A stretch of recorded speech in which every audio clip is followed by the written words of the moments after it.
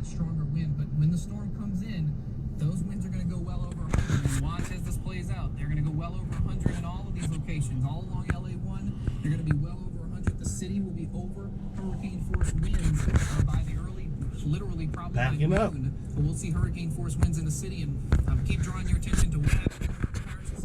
An 89 mile per hour wind gust, but as the center gets closer, 118, 115. Okay, so there's going to be hurricane force winds over 100 miles per hour winds that are going to spread all the way inland across all of these western areas, and some of that is going to get into the city. Okay, so we could have 100 miles per hour wind gusts. That means you need to be in your safe place when that eye wall starts to get closer to you, but we're going to be with you.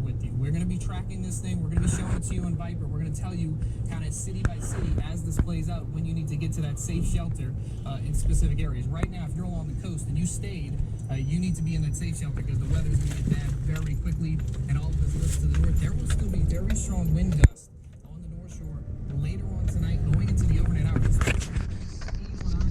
This is going to be about a 24-hour storm impacts. We're not going to see those catastrophic winds lasting for 24 hours, but this is not going to be a fast mover by any means. I wanted to update some of these points, but point number one, the storm is happening. Okay, we see that. It's not a surprise any longer. We need to be ready for major impacts. They're starting now, and they're going to continue throughout the day today, and they're going to be widespread across the entire Spotsylvania area, South Louisiana, South Mississippi. All that version of what impacts are going to be significant. Rain will probably have catastrophic specific areas, another problem, tornadoes, and then if you're coastal folks, you're going to deal with a significant surge that's going to bump up into those levees as we go throughout the day today. Ida will slow down as it makes that turn, and the key point, we've been saying it all morning, when it's over. Okay, the time to evacuate is over, John. You should not be getting on the road and trying to run from this thing. You have a better chance at getting through this by staying home and getting into your safe shelter and watching us. We'll guide you through this thing. We'll get you through this thing, and we're all going to come out on the other side of this hurricane. But you got to do the things to protect your life as the storm plays out. We've spent a lot of time on Terrebonne and Lafourche for obvious reasons, and Grand Isle because there is life-threatening surge, as the Hurricane Center mentions. They call it, that's their term, life-threatening surge, and because of the catastrophic winds that they will be in. And we haven't, we're yet to get into those kind of conditions where even the worst of the conditions that we'll see here in the metro come into play. Let's talk for a second, because I'm sure there are people in Plaquemines Parish, in St. Bernard, in Washington Parish, the Bogalusa area, who are probably saying, what about me? So address, if you could, just maybe some timing issues and what conditions folks on the eastern parts of our coverage area, maybe even Bay St. Louis, might experience. Okay, let me flip through my graphics here, and I'm going to run this out again for you. Okay, so this is basically landfall. Sometime probably 10, 11 a.m. we'll get landfall somewhere near Fouchon. At that point, all of our eastern areas, you're still getting tropical storm force winds in St. Bernard, in the city, Slidell, you're getting some heavier bands, might be some tornadoes in this, and then all this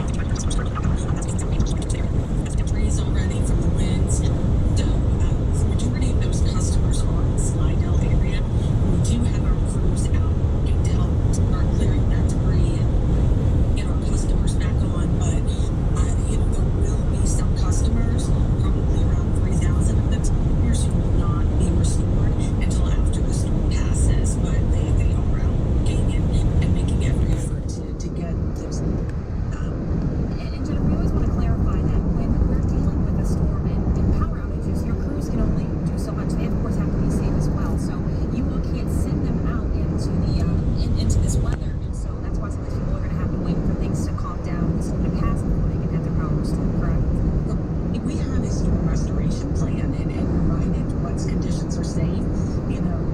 The company respond to the unsafe electrical situations in our critical infrastructure first. And so that would include like water and sewage system, hospitals, other medical facilities, and then we'll move on to those circuits that serve the highest number of customers and restore power that way to all customers.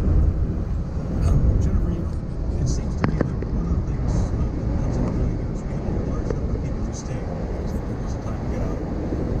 For whatever reason, there will be a lot of lines down when we get on the other side of this. So, from a safety standpoint, remind people what they need to know when there's a line down the front yard, down the street, or standing there, whatever the conditions are. Right. So one of the most dangerous parts of a storm is right after the storm passes. So we're going to have those down power lines, a lot of debris touching those down power lines that you might not be able to see. So, stay inside. Don't try to start cleaning up immediately because the lines can be under, something that you're trying to clear. Assume all the down power lines are live. Stay away. Report them to 911. Report them by calling CLEGO. Don't step on puddles. That's also a big thing. And then, the flooding is going to be a big concern with Ida. Starts rising near your home business. Run off that electricity at the main breaker. And, certainly make sure after the storm passes that you have an electrician check the building or your home before using your electricity. I'm sorry, go ahead. I was going to say, we're prepared. And everybody has an opportunity to report on their particular areas. And if they need something from the EOC, they can request that. Then Earl will use and take care of it. So it's everybody's experiences, and it works well because I take a lot of notes, and then as the BIO, make sure that I've got all the information just in case. He's got the job to do it, but you do a good one as well, right? I mean, and we talked about right across the street, animal shelter. All the animals been transported. A lot of people down the road from the high school, they were evacuating yesterday. That's done now. No shelters for people immediately here in the parish. It is a mandatory evacuation. Outside of like a protection system, do you know what's going on out there right now, maybe with any possible storm surge? No, I haven't been down there, but based on the projections and the track of the storm, it looks like that 15-foot surge is not going to happen in Terrebonne, which that's a blessing. I'm glad about that. So if we get 9, 10, I think we're going to be okay. I mean, right now, I know there wasn't an exact number of how many people heated the warnings and got out of Terrebonne Parish, but what are the Storm conditions here, some hurricane force gusts, but the destructive winds are just offshore and they're beginning to move in that direction. The 8 a.m. update, winds 150 miles per hour, pressure 930. The plane did measure a slightly lower pressure than that, but it's gone through a couple more times and we may be seeing a leveling off, but it's too late because the storm is just a few miles off the coast, still moving to the northwest at 15 miles per hour. So that means in the next 4 or 5 hours, we're expecting a landfall near Port Fourchon or Grand Isle, somewhere in that vicinity, a 155 mile per hour storm, making it one of the strongest hurricanes on record across the Louisiana coastline. Last year, Laura hit at 150 miles per hour. Then, as we go into early Monday morning, this is what we've been talking about since yesterday. This is the problem once we get the storm inland, is that it's going to take 12 hours for it to go from the coast at 1 in the afternoon to 1 in the morning. So that is an extended amount of time of hurricane force conditions. We're talking 12 to 16 hours of hurricane force winds across the area. We're also talking about rain bands that are going to be repeatedly over the same areas for severe flooding. And of course, that's pushing the maximum amount of water across our coastal areas with that slow turn back to the north and west. And not to mention how far inland we're likely going to see hurricane force conditions. One Super Duty rotor stopping 25 Super. Hurricane Ida, 11:45, 11:43.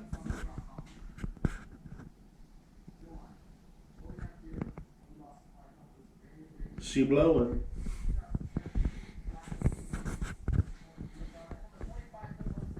Puppy says he's ready.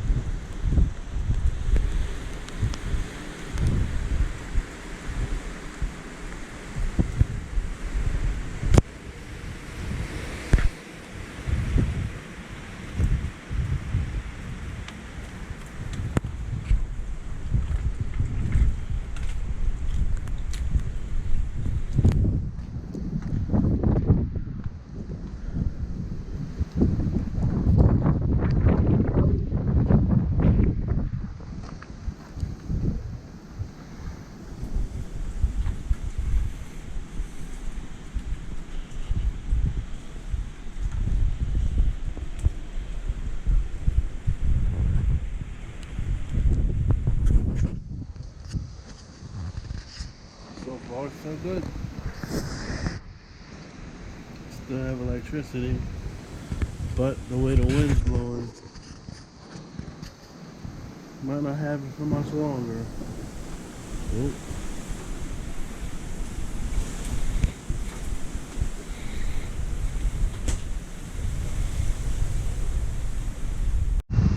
Whoa, there comes the gust.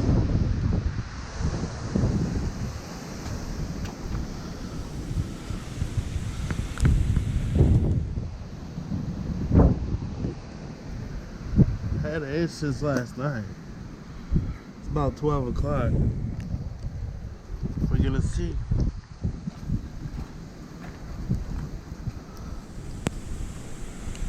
This shit's moving in. Starting at 6 p.m. and parish-wide curfew that goes until 7 a.m. All right, in the meantime, there's no officer with Bruce. Bruce, where are we? All right, let's get right to it. In fact, right on cue, we have a new update that just came in about 3.5 minutes ago from the Hurricane Center. Still moving near so early this morning, it slowed down from around 16 to 13, so really not a big change. Winds are still at 150, pressure at 930. So right now it is 45 miles southeast of Houma. So again, getting ready to move onto the mainland where it made landfall about 40 minutes ago, right near Port Fourchon. And right now, Grand Isle is in the extreme northern eye wall. They are getting hit very hard. I'll show you. 12:30.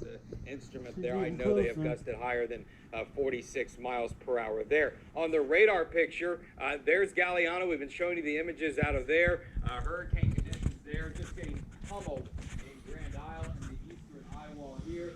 And there's Como up to the north and west. And so this side of the storm is definitely drier and not near as strong as what we've seen on the eastern side. Hurricane Ida, 1 o'clock.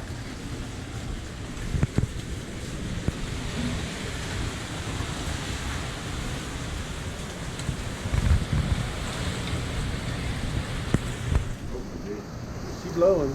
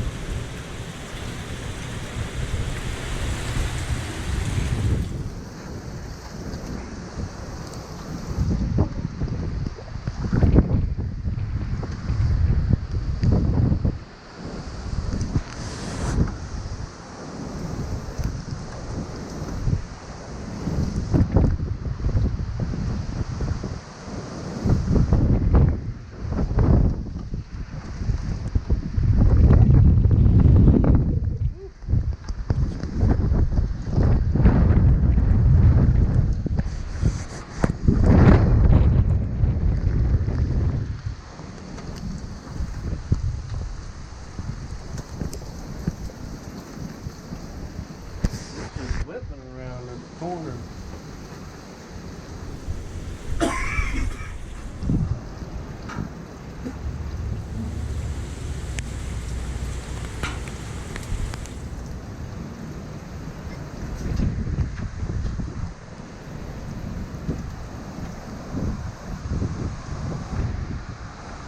Sound like a helicopter.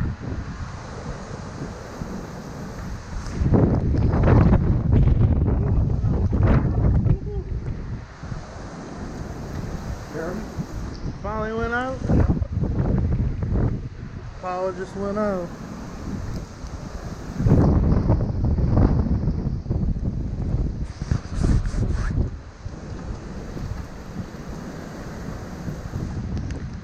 Saturday, August 29th, 16th year anniversary of Hurricane Katrina.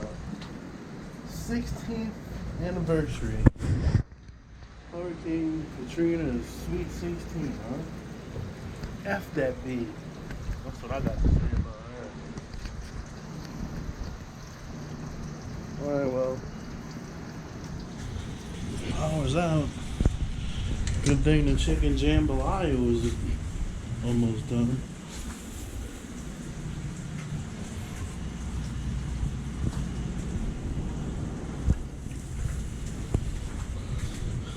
Good thing the chicken jambalaya is almost finished.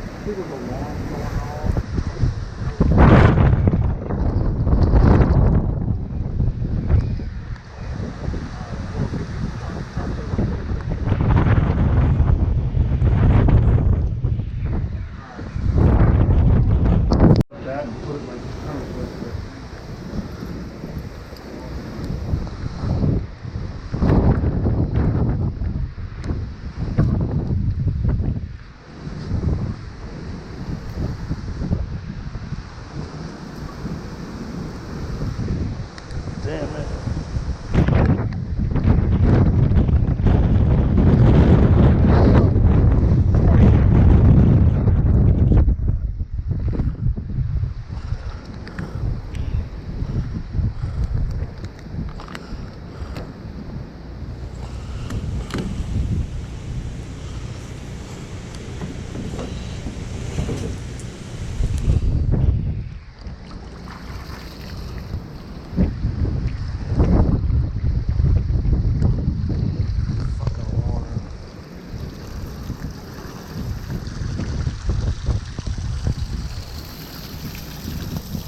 Oh well, fuck it. It's a hurricane.